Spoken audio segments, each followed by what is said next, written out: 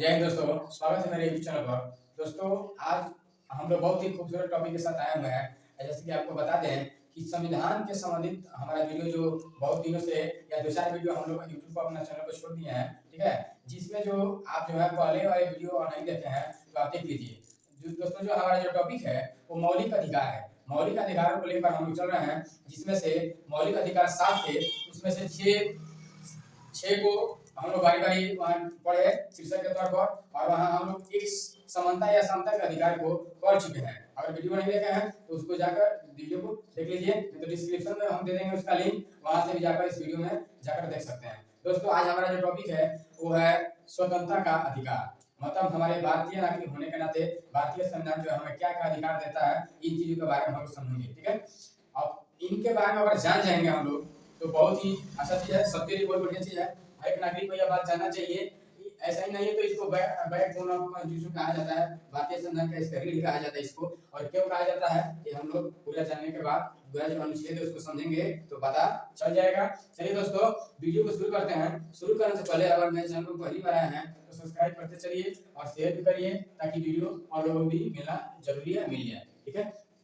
दोस्तों, मौलिक अधिकार जो 6 थे, पहले 7 अब 6 हैं, उनमें से हम लोग दूसरा जो है स्वतंत्रता का अधिकार जो है वो आज हम लोग पढ़ने वाले हैं, जिनका विवरण अनुच्छेद 19 से लेकर और अनुच्छेद 22 के बीच में मिलता है। यानी कि भारतीय संविधान जो है अनुच्छेद 19 से 22 के बीच में स्वतंत्रता के अधिकारों के बारे में बताता है, अधिकार देता है कि आपको नागरिक होने के नाते, भारतीय नागरिक होने के नाते क्या क्या अधिकार है। चलिए दोस्तों, उसको शुरू करते हैं। अब आपको बता दिया जाए कि स्वतंत्रता का अधिकार जो है ये भी कुल 7 है। मौलिक अधिकार भी 7 थे और स्वतंत्रता का अधिकार भी कितने हैं? 7 है, ठीक है। अब फिलहाल की बात की जाए तो ये पहले 7 था, ठीक है, लेकिन इसमें से भी एक गायब कर दिया गया है और बच गया कितना? 6। और कौन गायब हुआ है ये दोस्तों हम आपको वीडियो जो चलेगा तो वीडियो के को पता चल जाएगा, ठीक है। तब तक हम शुरू करते हैं आर्टिकल 19, ठीक है। आर्टिकल 19 जो है उसमें कुल 7 अधिकार है, ठीक है। उनको हम बारी बारी समझते हैं, ठीक है। पहला अधिकार जो है वो देता है अभिव्यक्ति के अधिकार। ये अभिव्यक्ति क्या है? अभिव्यक्ति का मतलब होता है कि आप किसी के बारे में बोल सकते हैं, कुछ बोलने की आजादी, कुछ कहने की आजादी, कुछ पूछने की आजादी। मतलब आपको कुछ किसी भी टॉपिक पर बोलने की आजादी है, ठीक है। आपको विचार अपना प्रकट करने की आजादी है, ठीक है। जैसे कि यहाँ देख सकते हैं, यहाँ बोलने की आजादी होगा, ठीक है, बोलने की आजादी होगा। उसके बाद यहाँ आप अपने विचार को प्रकट कर सकते हैं अनुच्छेद 19 के 1 के तहत, ठीक है। इसी में आ जाता है प्रेस। आजकल मीडिया के बारे में सब लोग जानते हैं, जो मीडिया आती है, जैसे आज तो बहुत सारा न्यूज चैनल है जो मीडिया, जिसमें बहुत सारे न्यूज को उछालती है, ठीक है। इसी के तहत जैसे मान लीजिए कि आप कोई जुलूस निकाल रहे हैं, ठीक है, किसी नेता के, अधिकांश नेता में ही जो है जुलूस को निकाला जाता है। जैसे मान लीजिए कोई नेता को पसंद नहीं आया, उसका काम पसंद नहीं आया, तो आप क्या करते हैं? उसका पुतला ले जाकर चौराहे पर फूंक देते हैं, ठीक है। तो जब पुतला फूंकते हैं तो उस नेता को तो फूंकते नहीं है, उसके पुतला को फूंकते हैं, तो ये कोई दिक्कत नहीं है, आप पुतला भी जला सकते हैं।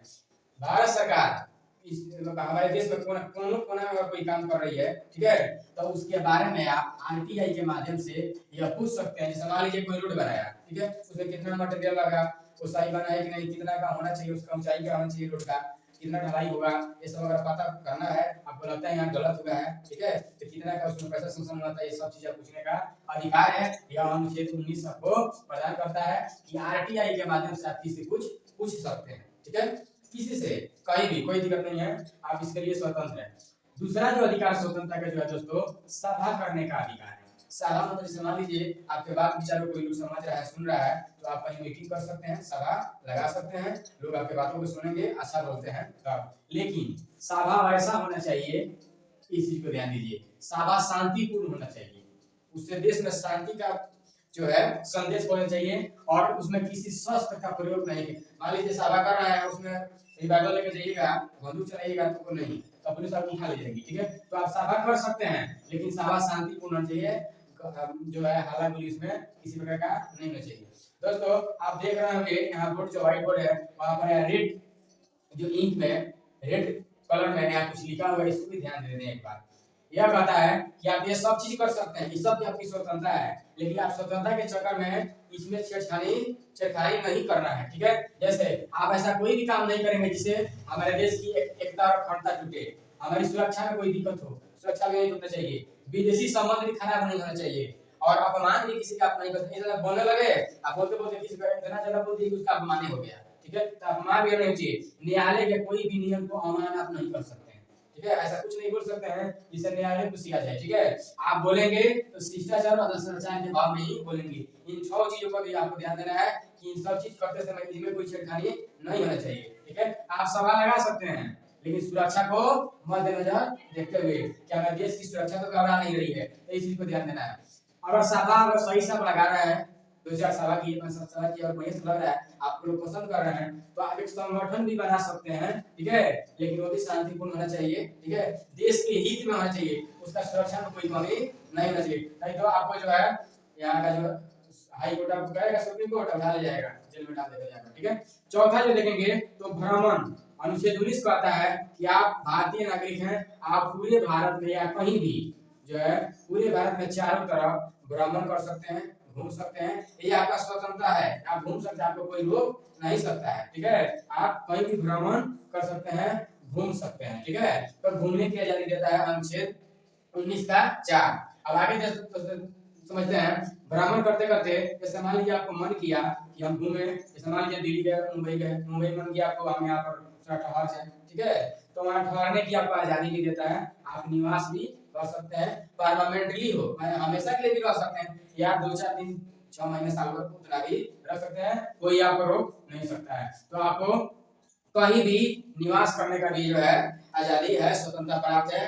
इससे पहले आपको एक बात बता दें कि आर्टिकल 370 आप लोग सुने होंगे, कश्मीर में लगा हुआ था, तो उस समय जब से हटा उससे पहले आप कश्मीर में नहीं रह सकते हैं।